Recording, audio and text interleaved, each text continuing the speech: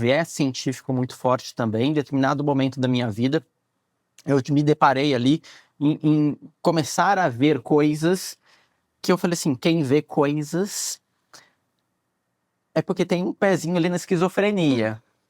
E eu falei assim, tá, mas o esquizofrênico, ele não se questiona, ele argumenta, mas ele não se questiona. Então, assim, eu vou falar, olha, eu tô vendo aqui um elefante com pintinha cor-de-rosa. Daí você vai falar, não, não tem ninguém aqui, porque, olha, eu vou passar por aqui. Daí eu vou argumentar, vou falar assim, não, é porque ele veio pra cá.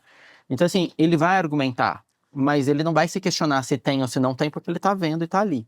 Quando a gente se questiona, já deixa de ser esquizofrenia. E foi a questão de que eu me deparei. Eu falei, se eu tô vendo algumas coisas ao meu redor e eu não acredito, o que é isso? Eu sou esquizofrênico, mas esquizofrenia também não se questiona. E eu estou me questionando. Portanto, o que é que está acontecendo?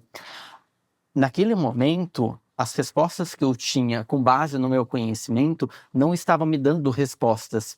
Então, assim, eu comecei a entrar num lado de sombra e escuro, porque, assim, era o lado que não estava a luz. A minha luz estava dentro da ciência, dentro do que eu conhecia. E aí que também eu fui buscar conhecimento, estudar um pouquinho sobre essa questão da espiritualidade de uma forma um pouco mais ampla, um pouquinho mais abrangente, que, como você disse, não tem a ver com a parte de religião. Mas, assim, como que é isso? Qual é esse universo que eu desconheço? Né? Então, vai buscando um pouquinho. Agora, é importante ressaltar, lógico, que assim, saber dividir cada caixa. Quando a gente faz os nossos processos de palestras, de workshop, se for workshop de imersão, a gente vai mexer nesse quesito também, mas os nossos workshops, eles entram muito mais para lado comportamental, né? A gente respeita muito, porque assim, nem todo mundo está nesse patamar, está nesse momento de enxergar esse lado um pouco, vou chamar aqui de expansivo, que a gente está aqui no nosso material e tem o lado que transcende o material, né? Então, assim, respeitar também esse processo, que dentro do meio corporativo a gente não vai abordar essa questão, é importante, esse tato a gente tem. Então, assim, foi muito bacana essa nossa conexão, porque a gente tem esse olhar, né, de entender qual é o formato que a gente vai trazer e qual que é a demanda que vem de cada pessoa que chega até a gente, até a organização que chega para a gente, a empresa que chega para a gente, para que a gente realmente possa focar na necessidade e desenvolver um treinamento ou um conteúdo que seja voltado para aquele público específico. Exatamente. O fato da gente ser muito aberto para o novo e o fato da gente estudar sobre tudo já mostra que a gente não vai querer impor nada para ninguém. Então, Sim. na manga aqui nós temos vários tipos de conhecimentos, várias formações, nossas experiências de vida também que contam muito, né? A gente não pode ficar só pautado no conhecimento adquirido através de teoria, mas o conhecimento adquirido através da prática é o que perpetua, né? Quando a gente se vai dessa terra, é o que lembram a gente, né? Lembram da gente assim, pelo que a gente foi, né? Não pelo que a gente sabia muitas vezes. Então, quando a gente traz esse conhecimento, essa vivência, é com base na necessidade realmente de cada um. Então, eu e o Renato temos várias formações, né, dentro da psicologia, ali do psicodrama e tudo mais, mas também a gente tem o lado espiritualista. Então, no meio espiritualista, é legal aplicar o que a gente conhece. No meio corporativo, no meio de desenvolvimento pessoal, aplica-se essas teorias, essas vivências que a gente possui. Então, o fato da gente não ser esse perfil que quer impor as coisas, eu acho que isso torna leve qualquer processo, e é um processo do despertar, né? Nos meus livros, eu escrevi muito sobre isso. A pessoa que está no processo da expansão, nos 3 eu falo sobre expansão, porque eu vivo isso. Então, nada melhor do que a gente viver e transbordar isso. E no mundo hoje que a gente está, que todo mundo sabe sobre tudo, mas não pratica nada, eu acho que é legal a gente começar a valorizar as pessoas que têm vivências realmente naquilo que elas estão falando, né? E isso, as pessoas mais velhas e as pessoas também muito jovens, porque tem pessoas, adolescentes principalmente, que têm 15 anos com histórias de vidas fantásticas de superação. Sim. E que tem muita sabedoria. Então, por que eu não vou escutar um jovem de 15 anos que passou por uma doença, por exemplo, que passou por um luto de uma família toda, que perdeu numa pandemia? Por que eu não vou ouvir?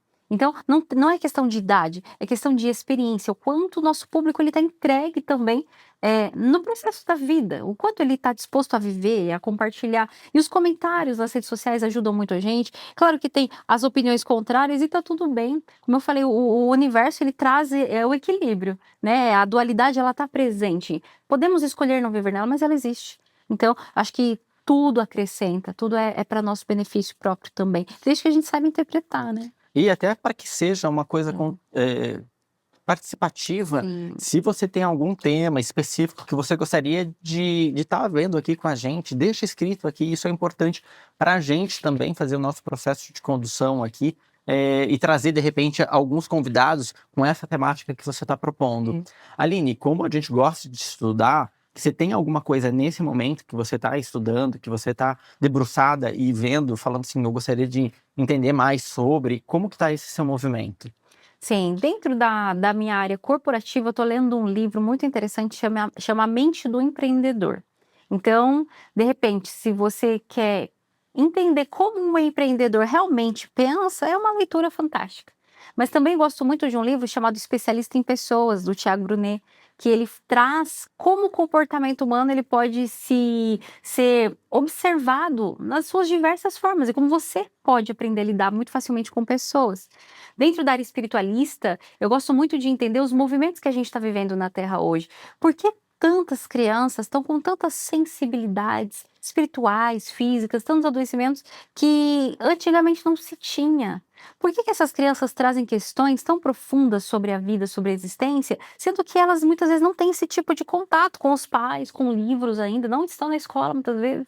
Então, entender também os movimentos planetários e o como isso afeta o comportamento humano, porque quando eu vou atender alguém em mentoria ou num consultório, vem uma questão ali de uma pessoa, mas aquela questão, será que ela se originou só na pessoa?